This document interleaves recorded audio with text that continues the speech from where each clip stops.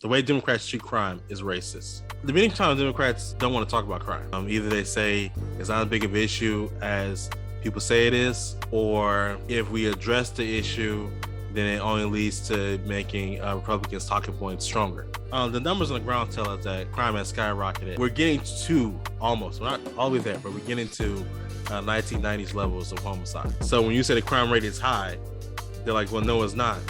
But it is in black areas, and so it should be talked about. But if you're going to refuse to talk about it because you think it's not high, then that means you're telling me that you think high crime and high murder rates in black areas are normal. And that's what I mean by that. So it may not be a active racism, but your actions to me tells me that you don't care as much about the death that goes on in our communities if you refuse to have a national conversation about what's happening in our communities. What if I told you that there were black people who didn't want them to talk about it? Not necessarily candidates that are running for office, but people who work in the party, in lobbying in special interest groups, etc. Those people, right? Writers, who pundits who talk about politics. They are disinterested in covering black crime, black, white, or whatever, but also the black voices when it comes to, black issues are most important. What if I told you they are disinterested in talking about it? They're doing the service to their own people. Yeesh. Because that means people are dying in darkness. A drive-by shooting happens, people die, and it happens in darkness because no one wants to talk about it because what is a hard issue to talk about. Do it to 'em, deep.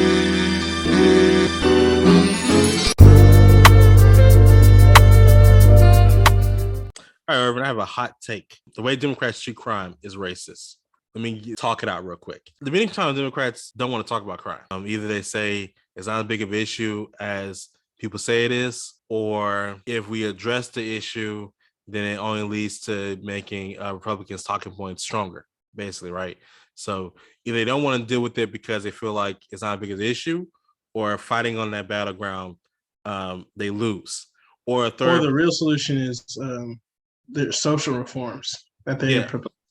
So that by solely focusing on that, then all the crime will be alleviated, or at least the standout stuff. Yeah, but here's the problem. The numbers on the ground tell us that crime has skyrocketed. We're getting to almost, we're not all the way there, but we're getting to 1990s levels of homicides, basically. I'm using homicides as a crime of choice for this one because you talk about property crime, you talk about type of crime, right?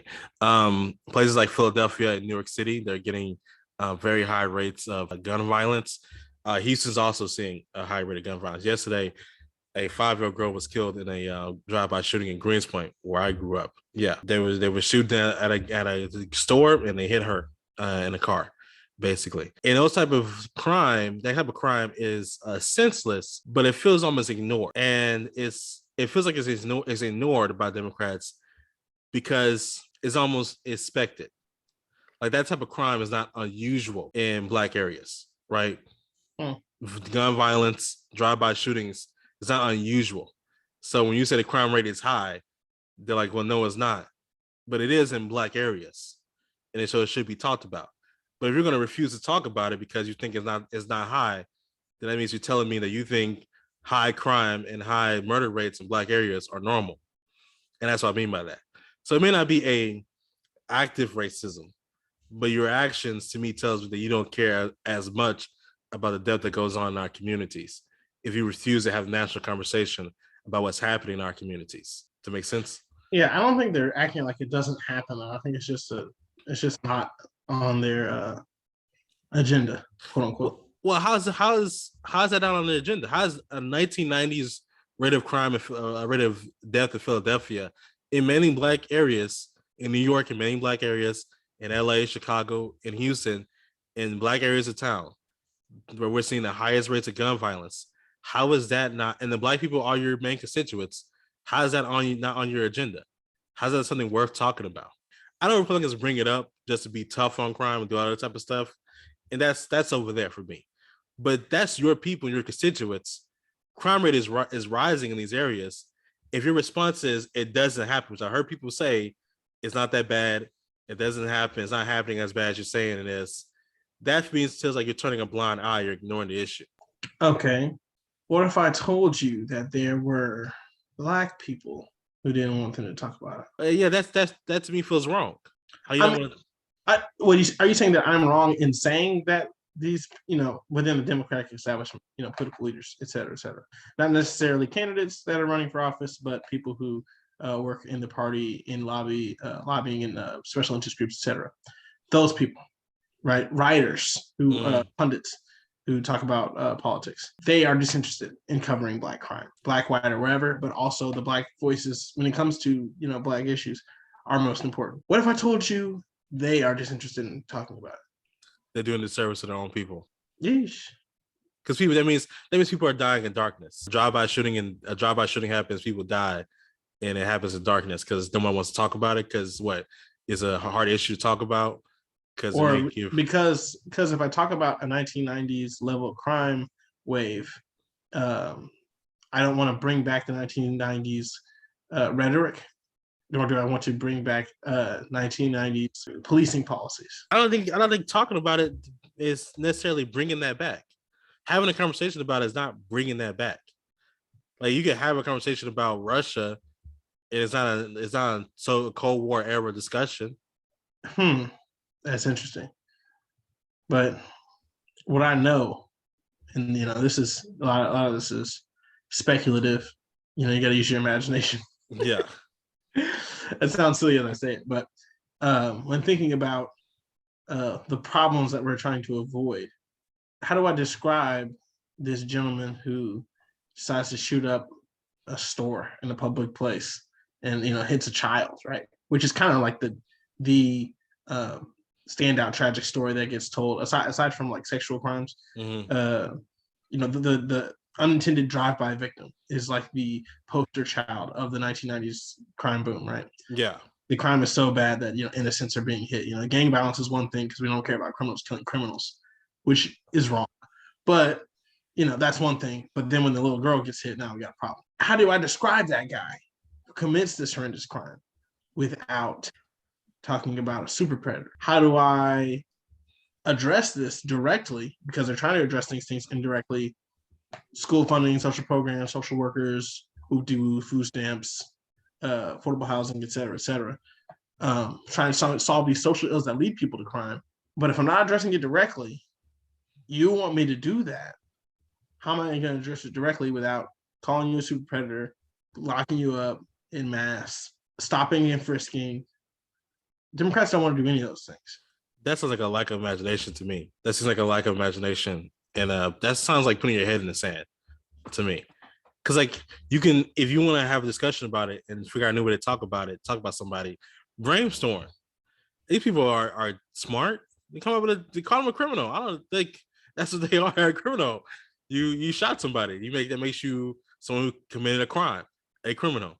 You don't call them a thug. No one's telling you to do that. But people are telling you to address what's going on. And that's what Eric Adams won in New York. Because he addressed what was going on in New York. And people got mad at Eric. Like this is something I saw several times in the New York Times and other people with New York era pundits were mad at Eric Adams for bringing up crime going up in the Bronx or Brooklyn and Bed-Stuy. And they were like, why would you point that out? And he's like, because mothers are scared to send a child to the bodega down the street because they may get robbed. Because that actually happened on video. Where there was two kids walking to the store and something, as a crime happened in front of them, basically, right? It was a watershed moment in the mayoral race in New York. And he was like, this is what I'm talking about. People are scared to send the kids down the street because people are acting wild out here. And if we don't address it, then we're doing these people a disservice. And Black people voted Eric Adams into office. That tells me Black people care about what's going on in their community and they want to be heard. And deciding not to talk about it or deciding that if I talk about it, it's going to lead to these 1990s policies is putting your head in the sand. It's that to me is a kicking a can down the road, basically.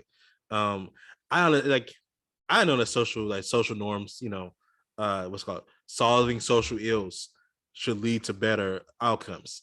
And I understand that, but that's a 10 to 20 year policy down the road, right? That I had to put this in place and then do this, do that. Down the road, we're going to get there, basically.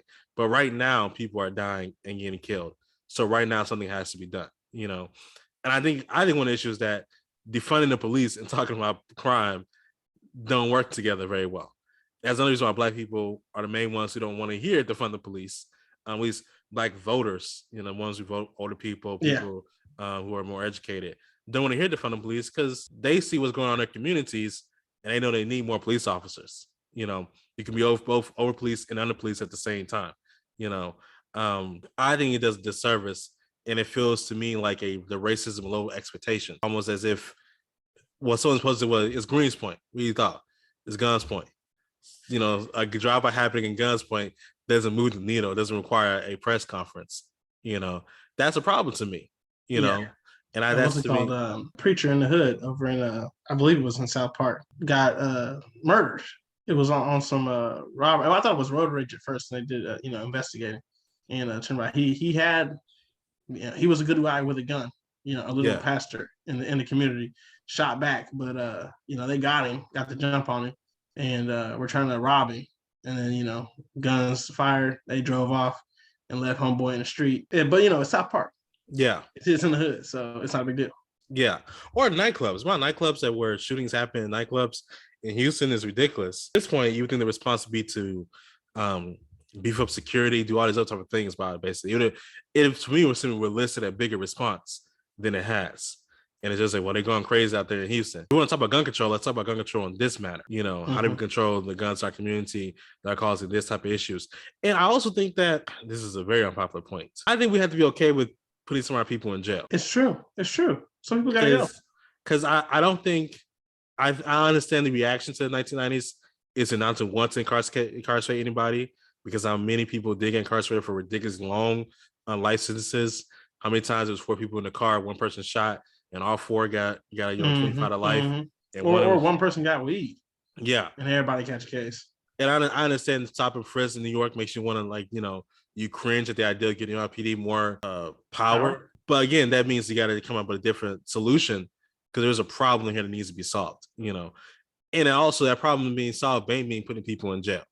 These type of people don't need to be on the street. They're going to do these type of crimes. And that's my 2 piece about it. I think it's a cynical political strategy. I don't think it's any particular racism. I think they know that addressing this problem won't equal a political win. And with so many fights to fight and so many fights being lost, like, why even go out on a limb by addressing that? Is the Democratic, leadership stance. Yeah. That to me feels, it's cynical. It's cold blooded. Yeah. It's cold blooded. Yeah. Also, if I don't know, my problem is that if we, in 2020 they were talking about Biden should make sure that he puts in his administration that everything they're going to do is going to address social injustice, basically, and racism. And the president of systemic racism, right? Is not a high rate of crime in Black areas part of that? Should that be something should be addressed? If we're going to address not directly. We're going in circles, but not directly. Yeah, I don't know. I don't know. That feels like it should be directly addressed. If black people are dying at a disproportionate rate, and you really don't want Joe to address it directly, because it's not going to be the answer that people want to hear. He may keep it real. He may actually have a good solution, but it's not. You know who Joe is. You know what Joe does, especially what he's done in the 90s. Oh yeah, you don't want to bring that up. Yeah. Anyway, I just wish there were more people dealing with this. I don't know, it feels like as if it doesn't matter. Like a tree that falls in the woods, so they might cure it. Basically, does anybody care what's going on here? Because if the people who are supposed to be our leaders don't care, our pundits who are on CNN don't care, then who's going to care? Basically, because Republicans don't care. They'll bring it up. It's not because they care. So I need my own people to care. All right, my name is Antonious Brown. Ervin Bryant. Peace. Do it to him, D.